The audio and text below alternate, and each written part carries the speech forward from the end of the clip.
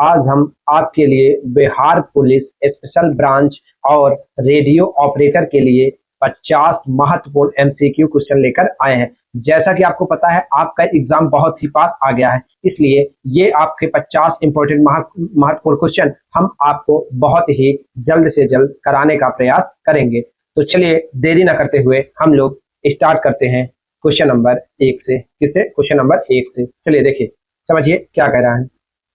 भारतीय संविधान के किस अनुच्छेद में सर्वोच्च न्यायालय को अभिलेख न्यायालय का दर्जा दिया गया है? तो आप बताइए कि किस अनुच्छेद में सर्वोच्च न्यायालय को अभिलेख न्यायालय का दर्जा दिया गया है।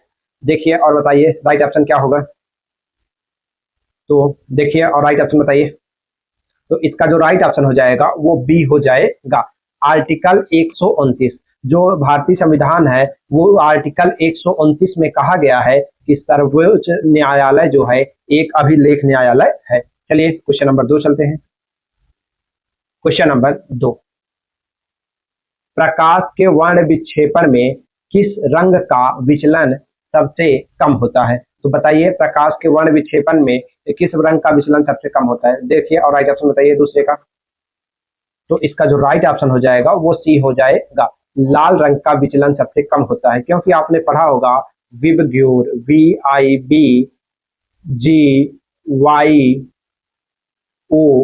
ये क्या है? विबग्योर। चलिए तो देखिए विबग्योर में आर, आर का मतलब रेड, रेड में लाल रंग का विचलन सबसे कम होता है।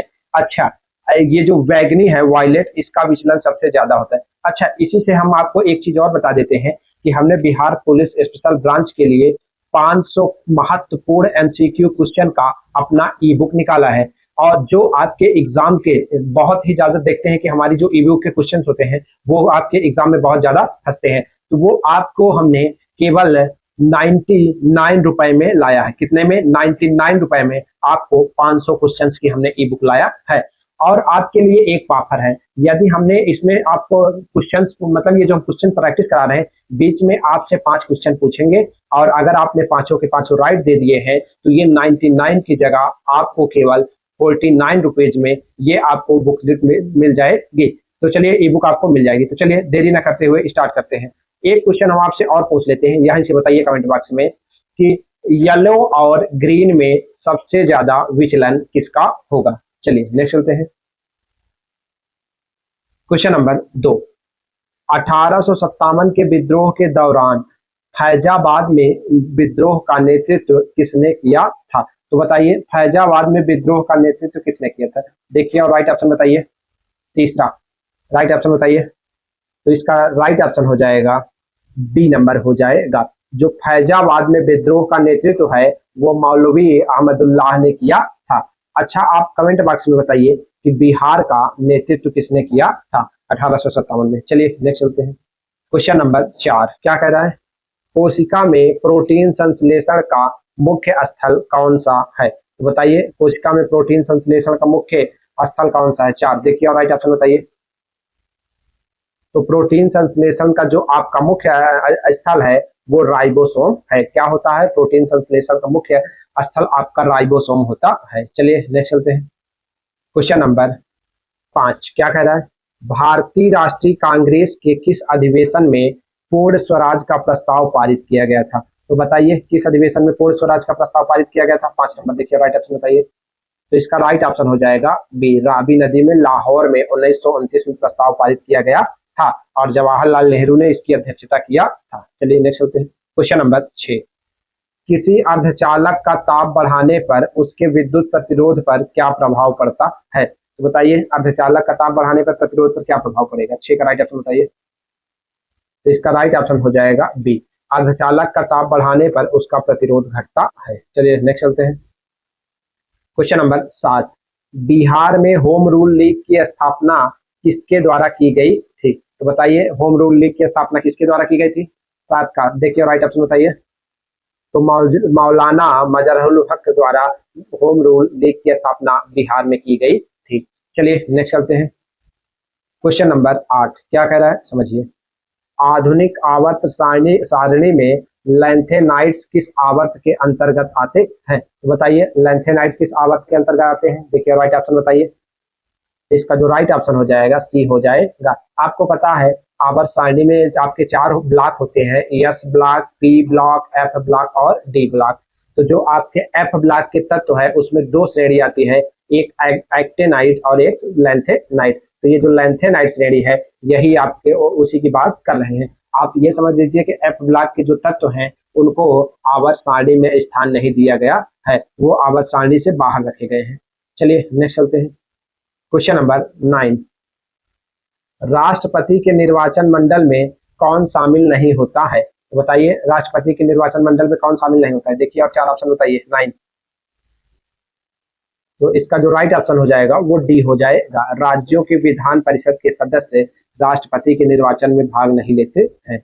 चलिए नेक्स्ट चलते हैं। क्वेश्चन नंबर 10, जड़त्व आघूर्ण का मात्रक क्या है? तो बताइए जड़त्व आघूर्ण का मात्रक क्या है? क्वेश्चन नंबर 10, तो जड़त्व आघूर्ण का जो मात्रक है वो किलोग्राम मीटर प्रति स्क्वायर है। क्या है? किलोग्राम मीटर प्रति स्क्वायर है। चलिए नेक्स्ट चलते हैं। क्वेश्चन नंबर 11 क्या कह रहा है? किस गुप्त शासक को भारत का नेपोलियन कहा जाता है? तो बताइए किस गुप्त शासक को भारत का नेपोलियन कहा जाता है? 11 नंबर। देखिए राइट ऑप्शन बताइए। तो समुद्रगुप्त को आपका भारत का नेपोलियन कहा जाता है। समुद्रगुप्त गुप्त वंश से संबंधित है। चलिए नेक्स्ट चलते हैं। बायोगैस में मुख्य रूप से कौन सी गैस होती है? तो बताइए बायोगैस में कौन सी गैस होती है? Question number 12। देखिए और राइट ऑप्शन बताइए। तो इसका जो राइट ऑप्शन हो जाएगा वो मेथेन गैस होती है। मेथेन का फार्मूला क्या होता है? CH4। तो बायोगैस में मेथेन गैस होती है। चलिए नेक्स्ट चलते हैं। क्वेश्चन नंबर 13, संविधान की किस अनुसूची में दल बदल विरोधी कानून का प्रावधान है? तो बताइए किस अनुसूची में दल बदल कानून का प्रावधान है? देखिए राइट ऑप्शन बताइए। क्वेश्चन नंबर 13, तो 10वीं अनुसूची में आपका दल बदल कानून का प्रावधान है। चलिए नेक्स्ट चलते हैं। क्वेश्चन नंबर 14 क्या कह रहा है समझिए। रेडियो सक्रियता की खोज किसने की थी? तो बताइए रेडियो सक्रियता की खोज किसने की थी? 14 नंबर। तो रेडियो सक्रियता की जो खोज है वो हेनरी बेकुरल ने किया था। रेडियो सक्रियता की खोज हेनरी बेकुरल ने किया था। चलिए नेक्स्ट चलते हैं। क्वेश्चन नंबर 15 क्या कह रहा है समझिए। बौद्ध धर्म के महायान संप्रदाय का उदय किस बौद्ध संगीत में हुआ था? तो बताइए महायान का उदय किस बौद्ध संगीत में हुआ था? 15 नंबर। तो जो महायान का उदय है वो चतुर्थ बौद्ध संगीति में हुआ था। किसमें? चतुर्थ बौद्ध संगीत में हुआ था। अच्छा ये कश्मीर में हुई थी, कश्मीर के कुंडलवन में हुई थी। और राजा कौन था? राजा कनिष्क। चलिए नेक्स्ट क्वेश्चन नंबर 16, प्रकाश विद्युत प्रभाव फोटो इलेक्ट्रिक इफेक्ट की व्याख्या किसने किया था? तो बताइए प्रकाश विद्युत प्रभाव की व्याख्या किसने किया था? 4 ऑप्शन है। देखिए राइट ऑप्शन बताइए। इसका राइट ऑप्शन हो जाएगा बी, अल्बर्ट आइंस्टीन ने प्रकाश विद्युत प्रभाव की व्याख्या किया था। चलिए नेक्स्ट चलते हैं। बिहार की सीमा कितने राज्यों से स्पर्श करती है? तो बताइए बिहार की सीमा कितने राज्यों से स्पर्श करती है? 17। तो इसका राइट ऑप्शन हो जाएगा बी, बिहार की सीमा 3 राज्यों से स्पर्श करती है। और कौन कौन से राज्यों से? उत्तर प्रदेश से, झारखंड से और पश्चिम बंगाल से। 3 राज्यों से सीमा साझा करती है और एक अंतरराष्ट्रीय सीमा नेपाल के साथ रखती है। चलिए नेक्स्ट चलते हैं।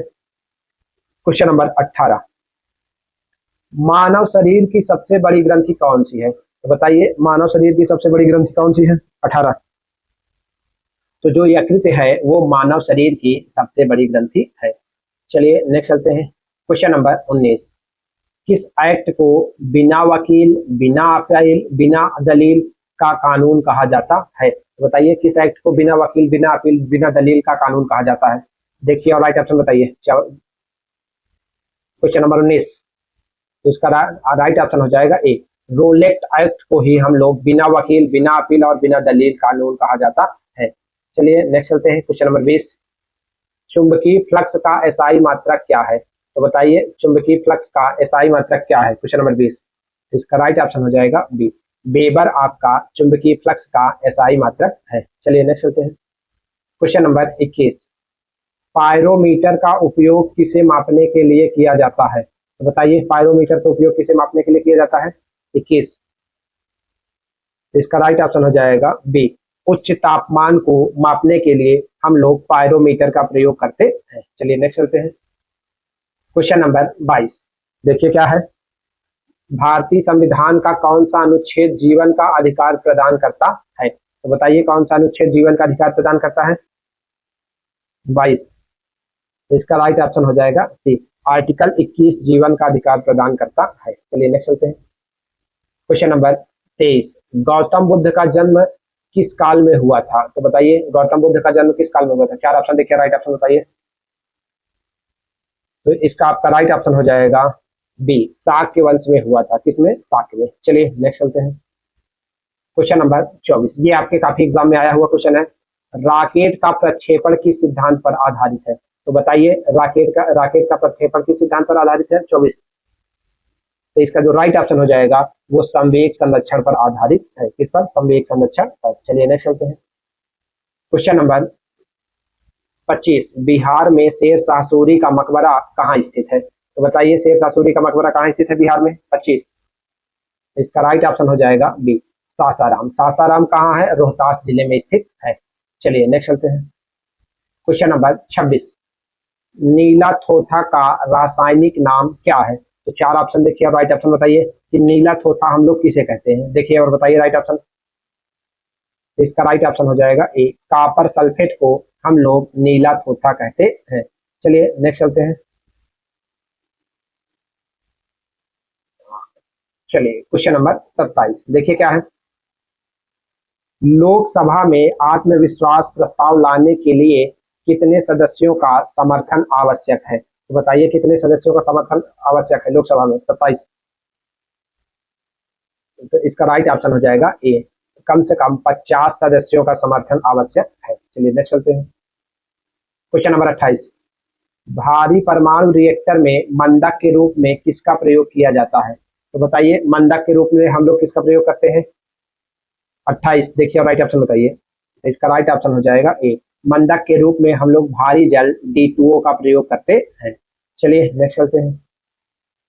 क्वेश्चन नंबर 19, मुगल शासन काल में मीर बख्शी का किस विभाग का प्रमुख होता था? तो बताइए मीर बख्शी किस विभाग को उसका प्रमुख होता था? क्वेश्चन नंबर 29 देखिए और राइट ऑप्शन बताइए। इसका राइट हो जाएगा सी, मीर बख्शी सैन्य विभाग का प्रमुख होता था। चलिए नेक्स्ट चलते हैं।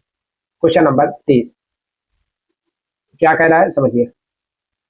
ध्वनि की प्रबलता किस पर निर्भर करती है? तो देखिए और बताइए ध्वनि की प्रबलता किस पर निर्भर करती है? 30। तो इसका जो राइट ऑप्शन हो जाएगा वो सी हो जाएगा, ध्वनि की प्रबलता आयाम पर निर्भर करती है। चलिए नेक्स्ट चलते हैं। क्वेश्चन नंबर 31, अंतरिक्ष में जाने वाली प्रथम भारतीय मूल की महिला कौन थी? तो बताइए अंतरिक्ष में जाने वाली प्रथम भारतीय मूल की महिला कौन थी? 31 देखिए और राइट ऑप्शन बताइए। 31 का क्या हो जाएगा? बी, कल्पना चावला थी। कौन थी? कल्पना चावला। चलिए नेक्स्ट चलते हैं। क्वेश्चन नंबर 32, सल्तनत काल में एकता प्रणाली को किसने प्रारंभ किया था? तो बताइए एकता प्रणाली सल्तनत काल में किस वंश का शासक था? 32। तो एकता को इल्तुतमिश ने प्रारंभ किया था। इल्तुतमिश किस वंश था? गुलाम वंश से संबंधित था। चलिए नेक्स्ट चलते हैं। क्वेश्चन नंबर 35, पीएच स्केल का प्रतिपादन किसने किया था? तो बताइए पीएच स्केल का प्रतिपादन किसने किया था? 35। तो ये आपका ऑप्शन गड़बड़ है, तो इसलिए तो नहीं, ऑप्शन ये गड़बड़ नहीं लिखा है, ये आपका इंग्लिश में ऐसे लिखा ही जाएगा। ये जो इसका ये जो लिखा है ये लिखा है आपका सोरेन पीटर सोरेनसन भी इसे कहा जाता है। क्या कहता है? सोरेन पीटर लारिस सोरेनसन ने। और ये कब किया था? 1919 में किया था। कब? 1909 में किया था। तो समझिए ये ऐसे ही लिखा है, इंग्लिश में इनका नाम ही ऐसा है, ये गलत नहीं है। तो इसको राइट ऑप्शन ए आप समझ लीजिएगा। तो सोरेनसन भी आप याद रखिएगा, सबसे अच्छा है, इतना नहीं सोरेन पीटर लारिस सोरेनसन, तो इससे अच्छा सोरेनसन केवल याद रख लीजिएगा। चलिए नेक्स्ट चलते हैं। क्वेश्चन नंबर 34, क्या कह रहा है? पिट्स इंडिया एक्ट किस वर्ष पारित किया गया था? तो बताइए पिट्स इंडिया एक्ट किस वर्ष पारित किया गया था? 4 ऑप्शन देखिए, राइट ऑप्शन बताइए।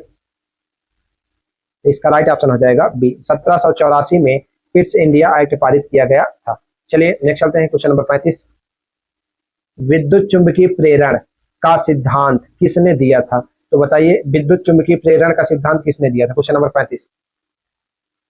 तो इसका राइट ऑप्शन हो जाएगा बी, माइकल फैराडे ने विद्युत चुंबकीय प्रेरण का सिद्धांत दिया था। चलिए नेक्स्ट चलते हैं। क्वेश्चन नंबर 36, किस विटामिन में कोबाल्ट पाया जाता है? तो बताइए कोबाल्ट किस विटामिन में पाया जाता है? 36। देखिए और राइट ऑप्शन बताइए। तो इसका राइट ऑप्शन हो जाएगा सी, B12 में कोबाल्ट पाया जाता है। चलिए नेक्स्ट चलते हैं। क्वेश्चन नंबर 37, काकोरी षड्यंत्र मामला किस वर्ष हुआ था? तो बताइए काकोरी षड्यंत्र मामला किस वर्ष हुआ था? 35। देखिए और राइट ऑप्शन बताइए। तो इसका जो राइट ऑप्शन हो जाएगा वो आपका, ये हमने कलर, ठीक है चलिए, ये 1925 में काकोरी षड्यंत्र हुआ था। चलिए नेक्स्ट चलते हैं। क्वेश्चन नंबर 38, संविधान का कौन सा भाग नगर पालिकाओं से संबंधित है? और ये आपके मूल संविधान में नहीं था, संविधान संशोधन द्वारा आया था। अच्छा, आप कमेंट बॉक्स में एक क्वेश्चन और आपसे पूछ रहे हैं कि किस संविधान संशोधन द्वारा नगर पालिका आई थी? तो बताइए 38। देखिए राइट ऑप्शन बताइए। भाग तो 9A है, आप बताइएगा किस संविधान संशोधन द्वारा आया था। चलिए नेक्स्ट चलते हैं। चलिए क्वेश्चन नगर पालिका दिया है। चलिए नेक्स्ट चलते हैं। सौर ऊर्जा का स्रोत क्या है? तो देखिए और राइट ऑप्शन बताइए कि सौर ऊर्जा का स्रोत क्या है? 39। देखिए और राइट ऑप्शन बताइए। तो इसका जो राइट ऑप्शन हो जाएगा बी, नाभिकीय संलयन सौर ऊर्जा का स्रोत है। क्या? नाभिकीय संलयन। क्वेश्चन नंबर 40, बिहार का प्रथम मुस्लिम विजेता कौन था? तो बताइए बिहार का प्रथम मुस्लिम विजेता कौन था? 40। तो इसका राइट ऑप्शन हो जाएगा बी, बख्तियार खिलजी। खिलजी बिहार का प्रथम मुस्लिम विजेता था। चलिए नेक्स्ट चलते हैं। क्वेश्चन नंबर 41, प्रतिरोध का एसआई मात्रक क्या है? तो देखिए और राइट ऑप्शन बताइए कि प्रतिरोध का एसआई मात्रक क्या है। देखिए और राइट ऑप्शन बताइए। तो इसका जो राइट ऑप्शन हो जाएगा, प्रतिरोध नहीं पूछे, प्रतिरोधकता बोला है। ओ, प्रतिरोधकता का एसआई मात्रक क्या है? तो बताइए। अगर प्रतिरोध बोलता तो हमने प्रतिरोध पढ़ा था, तो प्रतिरोध का ओम होता है, लेकिन प्रतिरोधकता का ओम मीटर होता है। क्या होता है? ओम मीटर होता है। 41 का बी नंबर राइट ऑप्शन हो जाएगा। चलिए नेक्स्ट चलते हैं। क्वेश्चन नंबर 42, अकबर का राजस्व मंत्री कौन था? तो देखिए और राइट ऑप्शन बताइए कि अकबर का राजस्व मंत्री कौन था? 42। तो इसका राइट ऑप्शन हो जाएगा बी, राजा टोडरमल जी अकबर के राजस्व मंत्री थे। चलिए नेक्स्ट चलते हैं। क्वेश्चन नंबर 43 क्या कह रहा है? कोशिका भित्ति सेल वॉल मुख्य रूप से किसकी बनी होती है? तो बताइए कोशिका भित्ति किसकी बनी होती है? देखिए और 4 ऑप्शन और राइट ऑप्शन बताइए। 43। तो जो कोशिका भित्ति होती है वो आपको सेल्यूलोज की बनी होती है। किसकी? सेल्यूलोज की। सी ऑप्शन राइट हो जाएगा। क्वेश्चन नंबर 44 क्या कह रहा है? स्वदेशी आंदोलन की शुरुआत किस वर्ष हुई थी? तो देखिए और बताइए स्वदेशी आंदोलन की शुरुआत किस वर्ष हुई थी? क्वेश्चन नंबर 44, इसका राइट ऑप्शन हो जाएगा बी, 1905 में हुई थी। अच्छा, स्वदेशी आंदोलन किसके कारण आया था? ये आप कमेंट बॉक्स में बताइए कि किसके कारण स्वदेशी आंदोलन का उत्पन्न हुआ था। चलिए नेक्स्ट चलते हैं। क्वेश्चन नंबर 45, देखिए 45, राज्यसभा का सभापति कौन होता है? तो बताइए राज्यसभा का सभापति कौन होता है? 45।